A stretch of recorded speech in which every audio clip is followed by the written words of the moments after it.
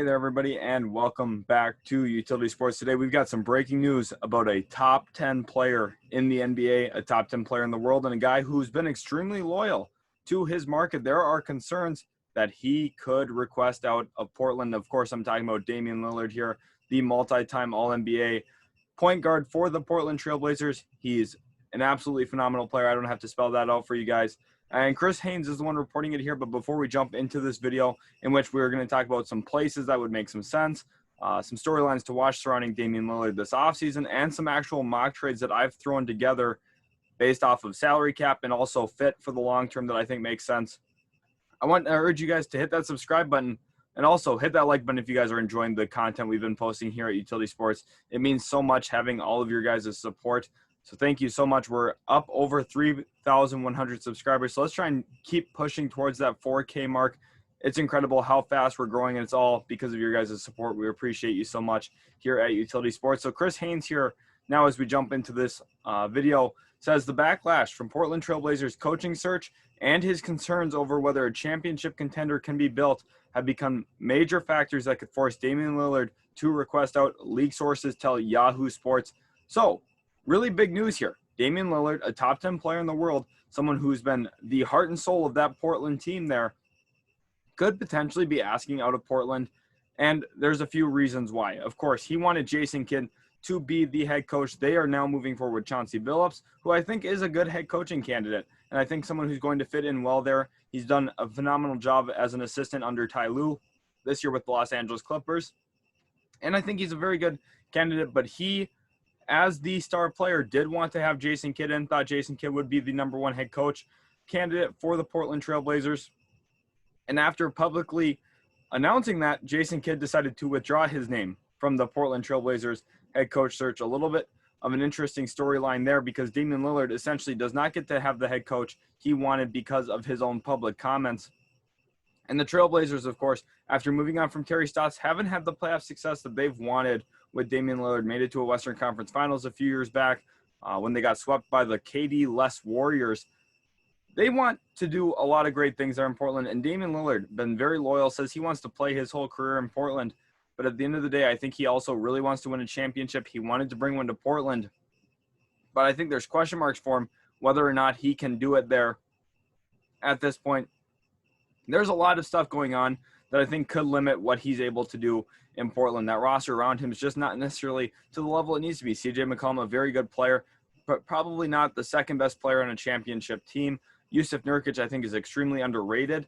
The Portland Trailblazers have a good squad, but they haven't had the wing defenders that they've needed. They haven't had the wing scoring input that they've needed. You know, they've tried patching up with guys like Rodney Hood, Trevor Ariza, Robert Covington. That's just not the highest level of competition that you need to be putting around Damian Lillard. If they went out and never got a guy like Paul George, a guy who could really be a true second star, I think Damian Lillard, we could be talking about him as a champion at this point in Portland. They just haven't pulled the trigger on one of those big moves yet.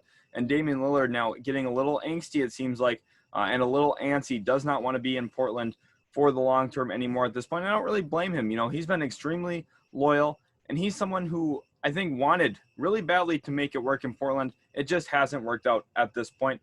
So what is a big thing to watch for this offseason? Well, he's playing with Team USA, Damian Lillard is. He's on their 12-man roster for the Tokyo Olympics.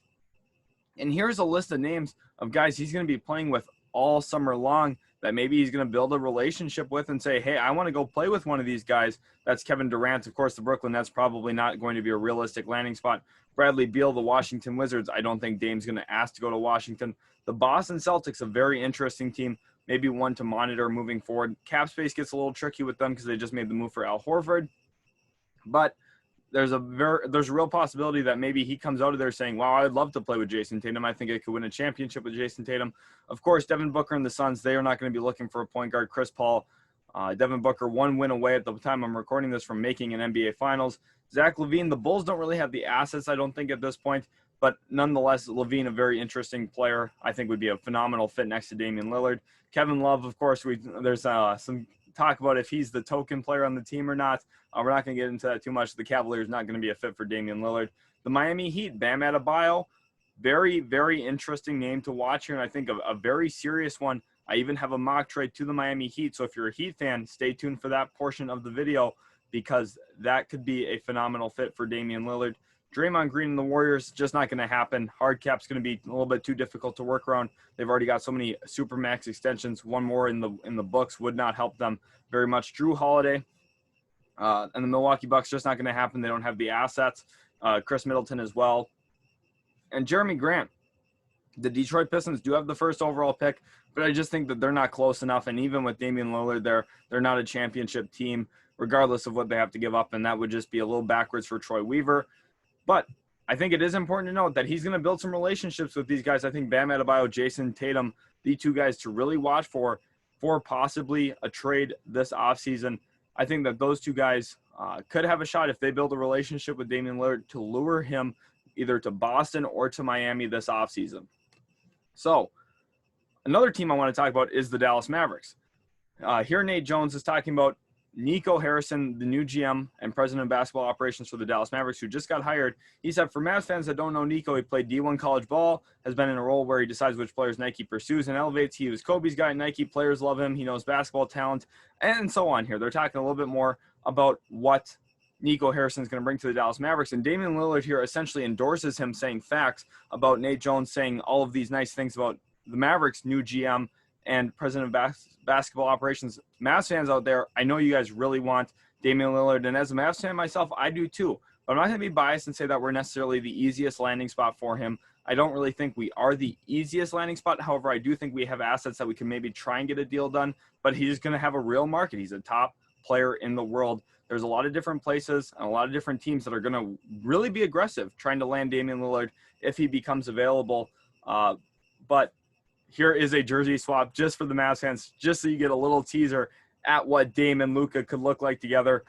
As a Mavs fan myself, this would get me very excited. Let me know in the comments right now, where do you think Damian Lillard is going to go? And the interesting thing here, too, is the Mavericks hired Jason Kidd as their head coach, and Damian Lillard wanted Jason Kidd as his head coach. He also likes Nico Harrison. Nico Harrison follows Damian Lillard on Twitter.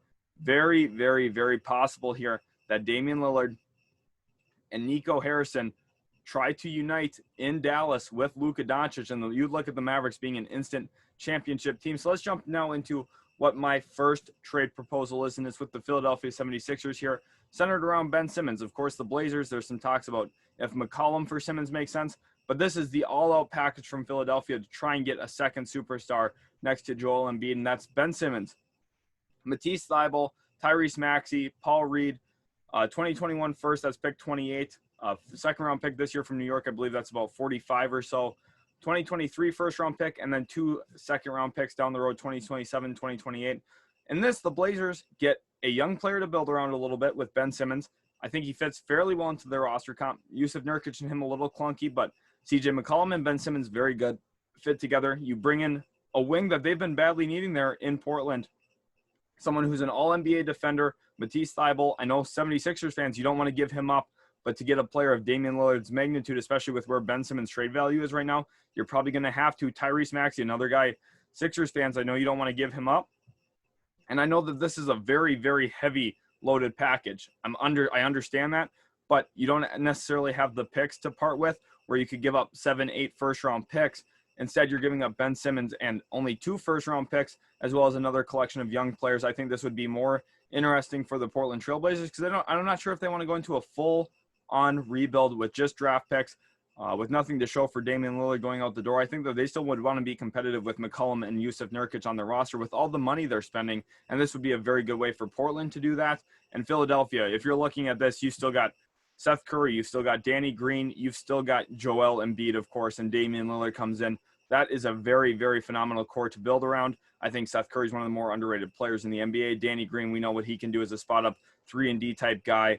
Joel Embiid, a near MVP type player this past year, and Damian Lillard, a guy who is a top 10 player in the world and is going to continue doing that for quite some time. He's only 30 years old. He's got about 4 or 5 years left of his prime, and playing it in Philadelphia with the 27-year-old Joel Embiid makes a lot of sense to me for the timeline. The next trade is with the Dallas Mavericks here. And again, another big package here. Maybe not as much as what Philadelphia is able to offer, and that's why the Mavericks are going to have a little bit more difficulty trying to get to that point. Mavericks here land Damian Lillard, and in return, the Blazers get Trey Burke, Kristaps Porzingis, Jalen Brunson, the young point guard Tyrell Terry, Josh Green, who had some flashes this year, 2022 second-round pick, a 2028 second-round pick, a 2027 first-round pick, 2024 second-rounder, and a 2025 first-round pick. Now, for the Mavericks, of course, it's a little difficult to move some picks right now because the Knicks have our 2021 first and our 2023 first, which makes the 2022 and 2024 first-round picks untradeable by the Stepien rule. So you have to push those picks out a little bit. But for the Blazers here, the big thing is you get Kristaps Porzingis, who's a phenomenal fit into that roster. You get a bevy of guards that fit into the backcourt, and there's going to be some trade value there. Trey Burke, I think, can still play well, has a little bit of value around the league.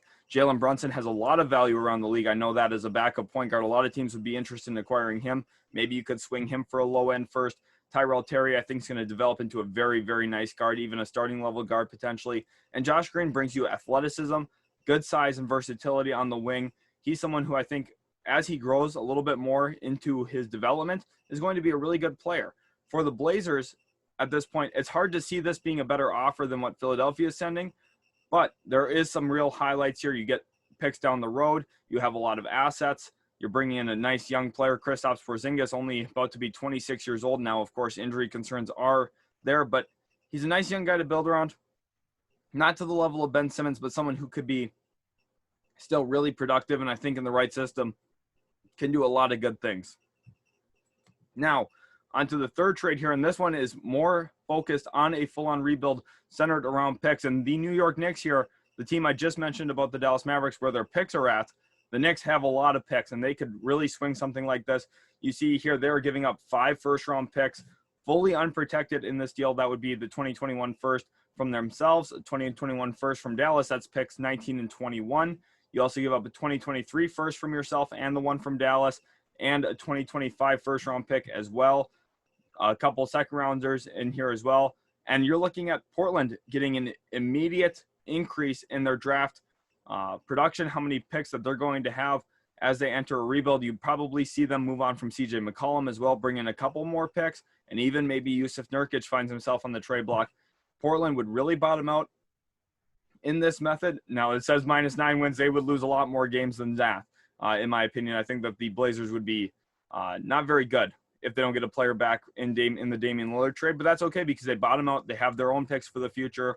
You add in some top-end talent from your own picks, and you also get a collection of other players and also a lot of flexibility in the trade market, saying kind of where Sam Presti's at right now. They could get themselves to that area and really start this rebuild around trying to build a contender long-term in Portland. Now, it'll be interesting to see if they do look at that direction. I don't think this is the direction they should go, just knowing their fan support there in Portland. They want to continue winning games, and I think that every team should try and be as competitive as possible, because bottoming out doesn't really get you where you want to be. Look at Trust the Process. They've made it to 1 conference finals, I believe, since Sam Hinkie started the process.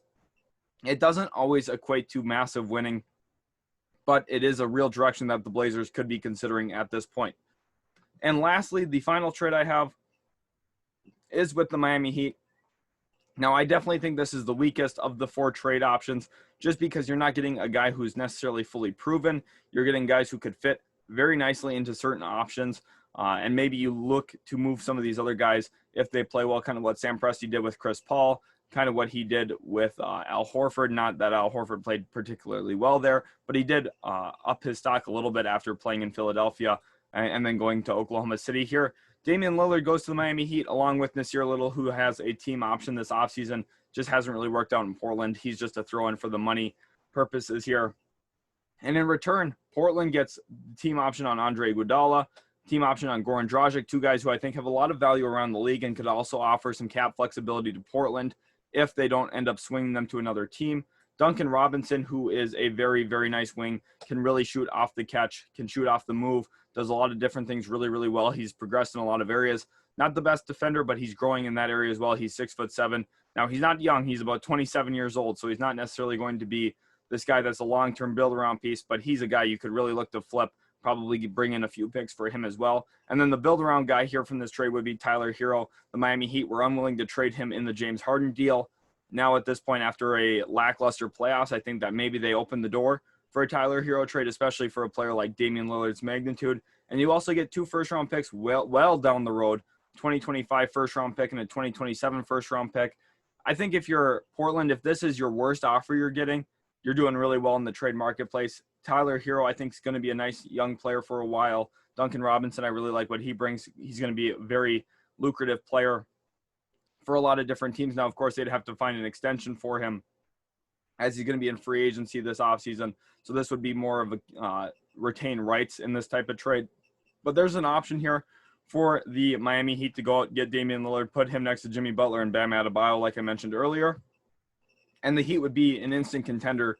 Again, we could possibly see them get back to the NBA Finals because you have that wing defender. You have someone who's now an elite shot creator in the half court, which is what Miami badly needs. And, of course, Bam Adebayo, one of the best defensive bigs in the NBA. With that versatility, I think Miami would become instantly, immediately dangerous. And if you're looking at this from Portland, I would love to know which one of these trades you would take if you're running the Portland Trail Blazers, because I think that they are all pretty decent options. I think this Philly one is probably the strongest because you're getting a really nice collection of young players here, as well as some draft pick comp as well. However, these picks are going to be a little bit lower. Of course, the Sixers are really good. This is pick 28. This is probably going to be close to pick 30 as well if Damian Lillard's in Philadelphia with Joel Embiid. So that does play into it a little bit based on the value. But I think this is probably the strongest trade cooked up for Portland side of things. And I think the best case scenario for these teams that are sending the offers is probably Dallas here, because you're sending out draft picks that are down the road. You haven't hit on a lot of draft picks historically, outside of Dirk Nowitzki and Luka Doncic, if we're being honest, Mavs fans. Kristaps Porzingis, is a little bit up in the air right now, has an injury history. I think that Dallas would be the best case scenario for themselves. And I think that for Portland, the best case scenario is this trade with the Philadelphia 76ers. Thanks, guys, so much for watching. Hopefully you did enjoy the video. Make sure to subscribe and comment where you think Damian Lillard is going to get traded. I would love to know. And let me know. Cook up some potential trades. I'd love to hear it from you guys. You can send it to us on Twitter, or you could comment it in the comment section, whatever you guys think is easiest for you. Thanks again, guys, so much for watching, and we'll catch you in the very next video.